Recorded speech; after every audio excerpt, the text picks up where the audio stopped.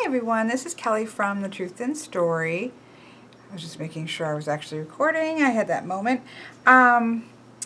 So today is day 14. Yes, I had the wrong date written on the last yesterday's. Thankfully somebody pointed that out to me so I could change it because I was confusing people. But today is day 14 of 31 days of tarot. And the question for today, I've been playing with my stunningly lovely fountain tarot while I thought about this question, because the question was, what card confused the heck out of you when it shows up?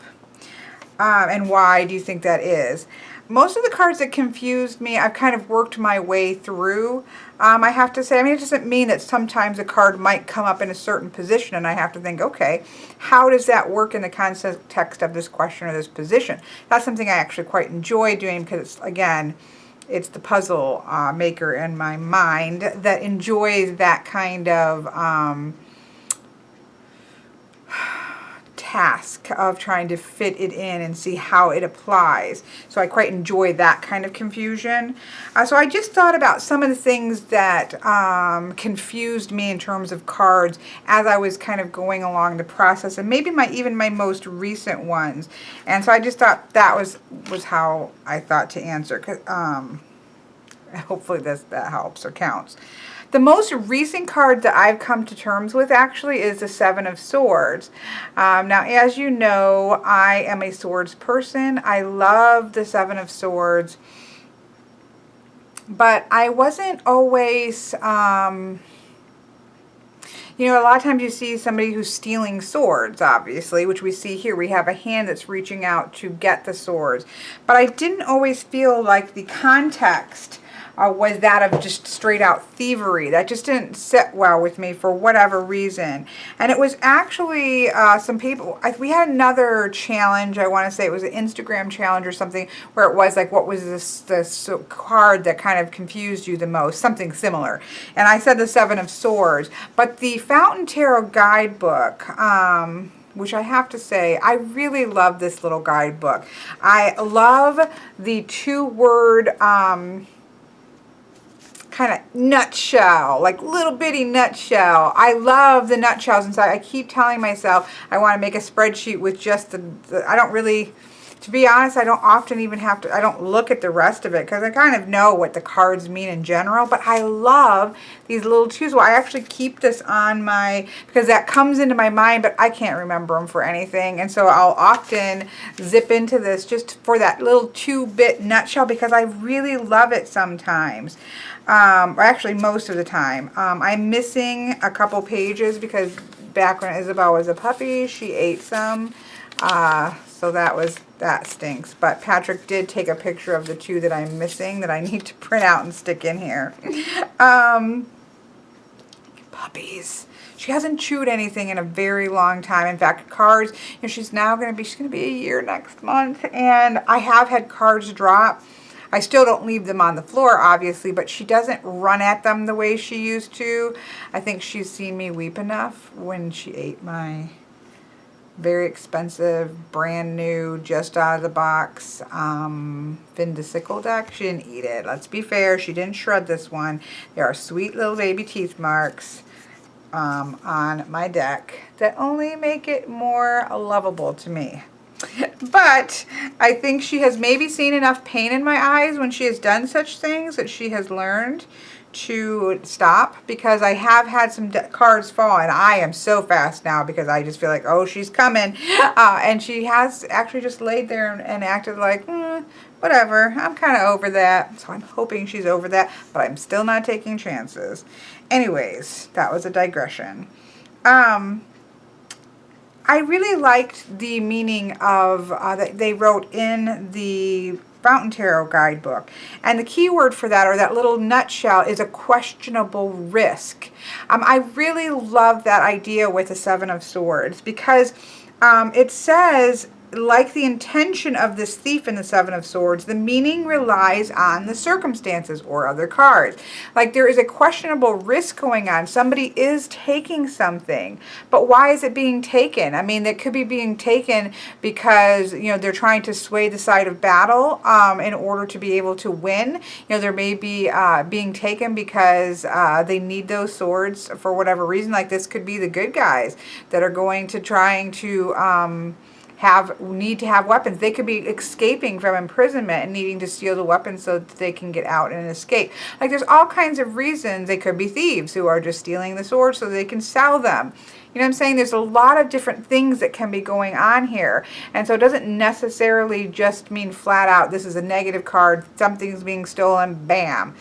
It really is contextual. It really is the cards that are around it. It is the question. There's lots of different things that make this a very interesting card. I quite like when this card comes up now that I've kind of come to terms with it. But this was my most recent, like it wasn't that I didn't understand the meaning, because I did understand the meaning. It just, how I understood the meaning didn't really set as being the full picture. And so now I kind of have that sense with, okay, I gotcha. You know, we made friends. I get you. And I am excited actually when this one comes up, because I like to kind of figure out what is the circumstance, what is this trying to tell us given the other things around it. So that is one thing. My most recent one was, I was kind of like, again, I got it. I could read it, but it just didn't fully resonate. And now I feel like it does. What other ones? Another one that would be a more recent kind of coming to terms with, I've talked about, is the Ten of Swords. And I adore the Ten of Swords in the Fountain Tarot.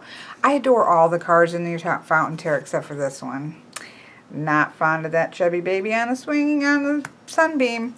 But not because it's bad. It's just, you know me. I don't like chubby babies and sun cards. He's not on a pony, but he's still naked. So it's got some pros and some cons.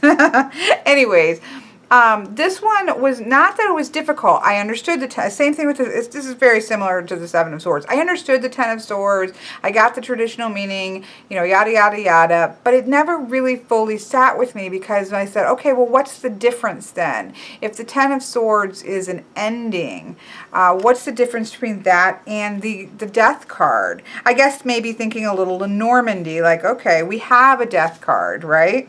And the key word is for the Fountain Tarot is final release. But I like this, what they said. The Ten of Swords represents a conversation or a view in your mind. You know, it's a mental process, because this is the swords. You know, this isn't just somebody being killed. This is a mental process that has grown very, very old, past the point of being useful. You struggle with it long enough. You know, it's time for this mental process to be over. It's not serving you anymore. That, I think, is a fantastic, and it made sense. It resonated immediately. I think I've talked about this before, because in my grief counseling session with Kellyanne, that was one of the key things for me in kind of coming to terms with some things that I couldn't make sense of, like you're feeling guilty about crying and these kinds of things. And one of the things that she had pointed out that really struck home for me, you know, was something I needed to hear, was that idea of there are sometimes processes in our brains, like little computer programs running in the background, that were necessary when they were implemented. So when they were put into play, they were necessary. They were doing you a service. And I've talked about this before. So in terms of my crying, I couldn't be going around crying all the time when Michael was sick, and when I needed to do things that were hard for me to do, medical procedures, holding him down, you know, feeding tubes, that kind of stuff that was very difficult to do to your child, and or stand by and watch being done, both. And so I needed to be able to shut that off so that I could function, in a sense, as a nurse, so that I could do what was necessary to be done. So that when that process was put into play, it was necessary. It needed it for my mental well-being to survive, for me to do the things that needed to be done. It was a necessary mental process. Now, you know, fast forward, or yeah, it was last year, or when in the midst of the grieving process, that mental process wasn't helping me. It was still running in the background, but it was no longer relevant to the situation.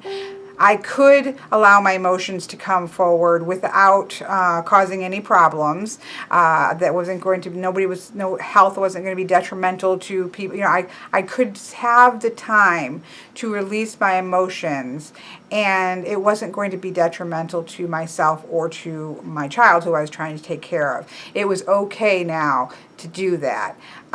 So that was, but it was still running in the background and needed to be let go of. That's what the Ten of Swords is. The Ten of Swords is exactly what I just, that process of saying, okay, that's running in the background and it's not serving me any good anymore. It needs to end. So this is an ending that needs to happen. And it's a mental ending because this is the swords. So that to me, you know, I love that. I've always loved the Ten of Swords. I love all the swords, but I really, really, really love the Ten of Swords. Once that kind of sinks into, okay, that makes sense why that's different than, say, the Death card. It's just that so often you do see, you know, a person laying on the ground with 10 swords in their body, quite dead, that it's easy to think, okay, why is this any different than the Death card? You know, and so for me, this understanding really is like clicked it and said, oh, okay, I got you now. So that's another more recent coming to terms with that really works well for me. So there's that. I just was kind of went through the deck, kind of just randomly seeing what jumped out as things. It may be confusing to me at one point or another. So I just didn't know how else to answer the question. So pages and aces for a while. Now this is an older confusion, but I still thought I would bring it up. For a while, for me, I couldn't quite wrap my head around the differences between the pages and the aces. And I don't really look at pages or I should say, I don't really see or use the court card very often as actual people. I mean, it obviously depends on the reading and things, but I pretty much treat court cards very similarly to the rest of the other cards. They have their own energy that they have to say. And so I just couldn't quite wrap my head around it. You know, one of the things that did help me, and I came to terms with this a while ago, but one of the things that I thought did a good job of explaining this is I think it's the Greenwich Tarot, that all of the pages show children who are in the process of learning something new about. And I know you hear about pages being messengers and things like that, but there was, in the Greenwich, I believe they're all learning their craft. I really like that representation of a page because there is that idea of, let's see if I can see what they do here. Practical excitement. Ready to get one's hands dirty, approaching something new. So I was just saying what the Fountain Tarot said. So I do really like that understanding of it, and I kind of think that fits with me. I generally do see a younger child. I love this. Of course, as I said, I really pretty much love all the Fountain Tarot cards, except for the Sun card. And even that one makes me smile because I can't really decide whether or not this is a big creepy baby like our in Sun cards, or if this is a naked man swinging on a sunbeam. So either one of those makes me giggle. Sorry. But that to me, you know, coming to terms with the difference, the aces being for me that pure energy of the suit, of that suit. So for Pentacles, it's that earth energy at its purest form, and then the pages sort of being a new approach, learning something new within that suit, within that energy. I mean, there's a lot more to both of these, but you know, that's just kind of, so those were always a little bit confusing with me, the aces and the pages, and I felt like that has come to terms. Again, that's an older one. I just wanted to touch on some that I found confusing. The other thing that I really actually love, but used to confuse me a little bit, were the fours. These are all the 4s from the Fountain Tarot. Again, I just pulled all these cards out of the Fountain Tarot. I used to have a problem with the 4s because there seemed to always be that sort of, like I never was quite settled with the 4 of coins being just miserly. I didn't resonate with that in some of the decks. It just didn't, yes, there's an aspect of clutching or holding on, but it just didn't quite, work for me. I didn't fully get my head around it. Again, could read with it. It just, something was always felt a little off with it. There is a video, Kelly, and I know I've said Kellyanne twice, but I'm sorry, I did learn a lot of things from her. She solidified, I learned a lot of stuff on my own, and she has a series called The Beginners, I think it's The Beginner's Tarot. If I can find a link to the I think it might be in a playlist. If I can find that, I'll stick it there. If I forget to, you can go to Kellyanne Maddox's YouTube channel, and she has a Beginner's Tarot video series. Now, I saw that series, long after I was reading tarot, when I kind of was just going over things and trying to solidify things. So I will tell you that whether you're a beginner tarot reader or not, you're going to find something interesting to learn in that series. It was well worth the time to go through that series, whatever phase I think that you're in learning. Just saying. Shout out to Kellyanne Maddox. But I did learn a lot from her. But one of those videos in particular was a huge aha moment for me. And that was the video that was on learning the minor arcana through their numbers, that I think a lot of people are really daunted by thinking, when they first go into tarot, thinking, there are 56 cards in the minor arcana, like how am I going to memorize all of these, la la la, your brain goes, you don't have to. Like, if you understand 9 numbers, so 1 or aces through 9, and you understand kind of the general feeling for those numbers, and you understand the 4 elements that the suits are applying themselves to, or are being applied to those numbers, you have a really nice base. Now, it's not saying you need to just stop there, but it gives you a really quick shorthand of, the 5s are about conflict. And so in all the suits, it makes sense when you see the 5 of the different suits. It's conflict, but it's conflict in reference to the suit. So mental conflict for the swords, creative conflict, so on and so forth. Resource conflict can be, fighting over resources, this type of thing, if you're in the Pentacles. So you kind of think about the energy of the suit combined with the number, and that gives you a quick shorthand to learning the minor arcana. This was a huge lightning bolt for me. Again, I already knew the minor arcana suits when I watched this video. I had a base understanding of them already, but it really was that sort of like, yes, of course. But there was also something I want to say, and I don't know because it's been a while, but I want to say that in that same video, when she was talking about the 4s, she talked about how the 4s were so the number 4 is a stable number. You have the 3-legged stool, and I believe this is from her as well. They have a 3-legged stool, which is stable. You can sit on a 3-legged, but a 4-legged chair is even more stable. So there's a sense of stability with the 4s, but there's always a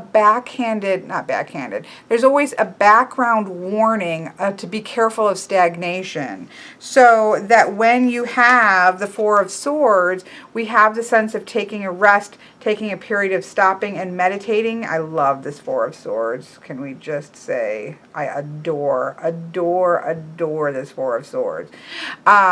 But there's always a warning, don't get stuck there. You still have to get back into the battle. So we oftentimes see like a knight or somebody or a soldier resting with their sword. They're taking a break, they're taking a respite to recharge, but they're going to get back into the battle. We don't want to stagnate and stay there. Same thing with the 4 of Cups. They're in a stable position. Things are good. Everything's going okay. But if you stay there too long without movement, you're going to become dissatisfied. There's going to be this sense of dissatisfaction. Now, something isn't quite right if you stagnate there. Same thing with the Four of Wands. It's a time for celebration. Things are stable so we can celebrate, but we can't stay in the celebratory beach party mode. You know, we have to get back into the reality of life, and so on and so forth. And so the Four of Coins, I love this Four of Coins because that was the one I was always like, I don't see it entirely as miserly. So the Four of Coins, we're in a stable place. But if we stagnate and we forget, I love this because this is like somebody used to be, you know, had a picnic in the past in this field, and they've forgotten the joy of how they got there, how they got their resources, how they built their resources. It was a business kind of question. You know, you may need to rekindle that energy that brought you this financial stability in the first place because it's kind of been stagnating or going dry. So it's that stability with that possibility of stagnation if you're not careful. So that's the fours. And so that was a big deal for me. I thought, okay, that's great.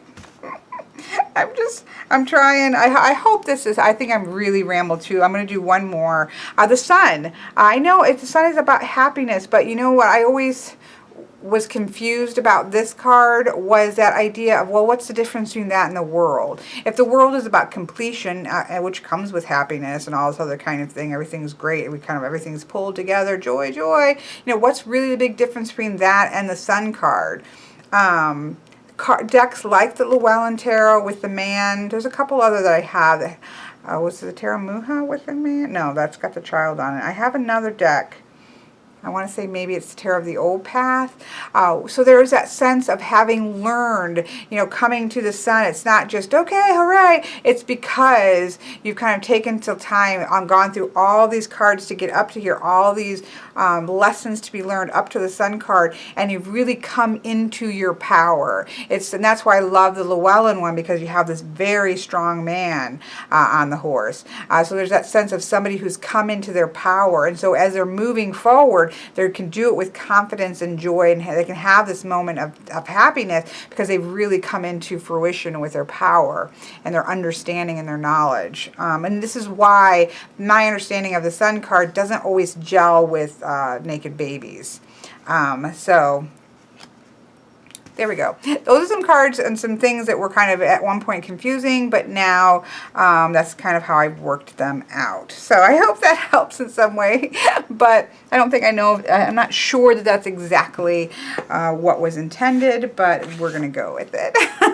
So now I'm going to go ahead, and I have the Oracle of Shadows and Light, which is by Lucy Cavendish and Jasmine Beckett Griffith. I need to do a walkthrough on this. I did the edges of this, which I think are stunning, but I haven't put them into order, reordered them after kind of working with blacking them and things like that. And so I thought I'll just go ahead and use this to do our card of the day.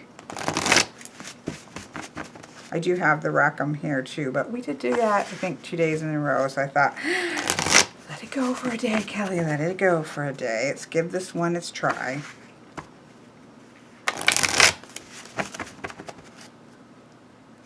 I had done a walkthrough of this once, but I kind of just did a flip through of it, and it's one of ones that I can't remember. There was something that didn't work right with it, whether maybe it was something weird with the audio. I don't know. I ended up deleting it, and I need to redo it.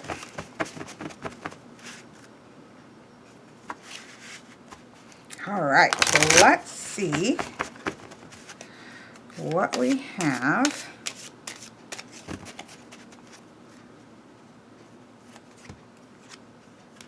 Here we have the Pink Lotus Fairy.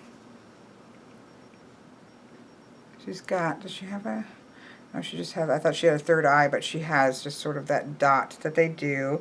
We have her in a meditative pose on a lotus, because it's just Pink Lotus Fairy, and it says, a time for spirit. So I quite like this. I mean, I like anything with a lotus on it because there is that sense of, she seems to be meditating and going inward and connecting with spirit. I also do, I always, of course, You know, I listen to sometimes to these, but I don't always. With oracle cards, I very often just go off on my own. So whenever I see lotuses, no matter what they may say, for me, lotuses are not necessarily about connecting to the higher conscious or to spirit. It's part of it. But it's more than that, because for me, if this flower up here in the sunlight maybe is spirit, then we have the muck down at the bottom, this in the very, very bottom where it's growing from. We have the muck and the mire where the roots are sinking in and getting nutrition out of the difficult, dirty kinds of areas, dark things that we don't want to talk about, you know, down in the unconscious or the subconscious or the wherever as deep as we want to go there. But then we have the shaft of the plant that's going back and forth between the two. And most of life, you know, is not in the highs and not in the lows. It's somewhere in the middle, going back and forth in the everyday life. And so that's like, there's so many different aspects that the lotus really just instantly goes kind of, for me, beyond just a time for spirit. Because I feel like, you know, in December, we did a lot of digging deep, right? Really thinking about things, really kind of churning up the ground mud and figuring out, okay, what worked last year, what didn't work last year, what are my plans coming up for this year, and really kind of digging in and doing some work. And then we have those times of kind of really getting in touch with the spirit, or as this talks about, or with the superconscious, and really kind of thinking about our ideals. That would be more, I guess, thinking about our ideals and thinking about what it is we want for our life. I feel like we've done a lot of that work, and so what I'm getting from this card today is that idea of sometimes we need to sink in even just to the everyday part. You know, it's really easy on these kinds of, you know, our channels where we're really trying to obviously attain mental clarity, attain spiritual clarity, attain psychological clarity. You know, there's so much work that we're doing that is important work, but that sometimes we have to remember, like the lotus, that a lot of our lives is the daily living. We can't even, we don't want to live our lives for the spiritual highs or the spiritual, I'm going to get down in there and muck and deal with it, which is, those are all necessary things, but we also need to survive centered and meditative, but, you know, in, you know, kind of in peace with just the everyday bits of life, just the, you know, the things that we have to do, doing the dishes, you know, making supper, cleaning up after supper, work, you know, doing our work, you know, just the basic everyday aspects of life shouldn't be set aside as not part of the spiritual process, because it's all part of it. You know, everything that we do, that's what, like with Thich Nhat Hanh, a lot of people, you know, doing dishes is a form of meditation when we are fully, you know, embracing that aspect of our lives. So this is kind of what I'm getting from this card today, is just, you know, take a minute to understand the sacredness or the importance of the daily bits of life too, because that is all just as important, and we don't want to get stuck on the seesaw of running up here to the high up here, and okay, I'm going to dig down here, and oh, I'm going to run back up here, and oh, la, la, la, la, you know, versus just understanding that middle ground and being able to be centered and walking in this walk, even in just the regular mundane, as they would say, aspects of life, that's all part and parcel to the journey. So that's what I see from this card, and I hope that helps or resonates with somebody, and that you all have an absolutely wonderful day.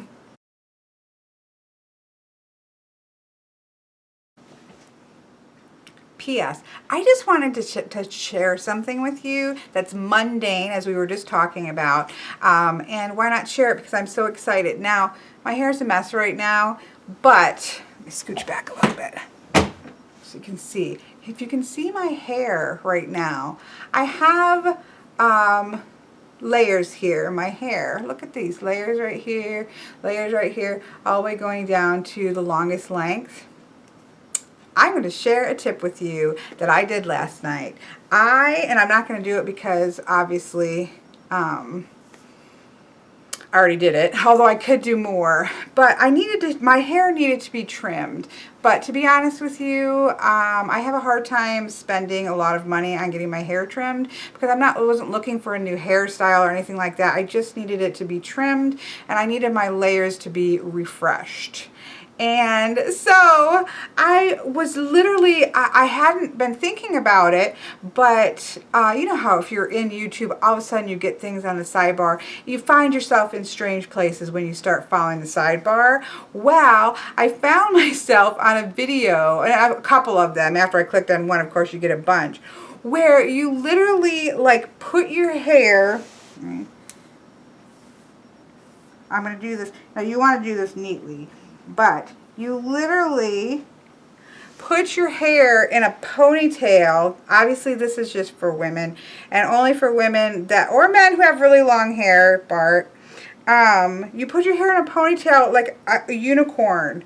So up here, and you want to make sure everything's really smooth, and you put your hair in a ponytail, and then you're able to just hold this in front of you and cut off all the bad ends that you want to cut off from the end. And then you want to like take your scissors and go like this, and just so it's not a straight cut around. But it literally took me about 2 minutes. I chopped off about this much off my ends, you know, cleaned up, just, you know, did a little bit of stuff there, took it off, and then I had layers because of the way you're holding your hair. Now my hair is obviously a mess and it needs to be washed.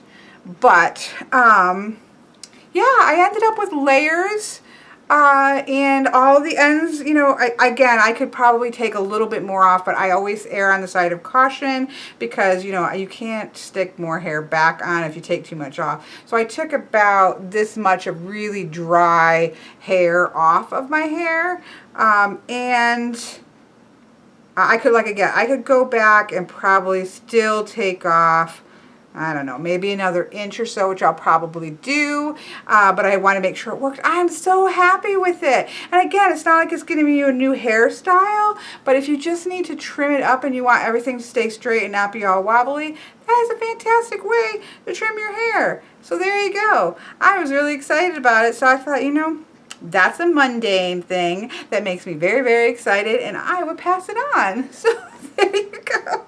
That is a tip from me to you. Again, your hair would have to be long enough to get into a bun or a whole, you know, a ponytail holder here. But I saw a couple different videos with various length hair. It just needs to be long enough for that, and it creates the layers itself. So it won't help if you have a particular hairstyle. But if you're like me, like, how awesome is that? I think it's pretty awesome. And now I'm really going to go. Bye.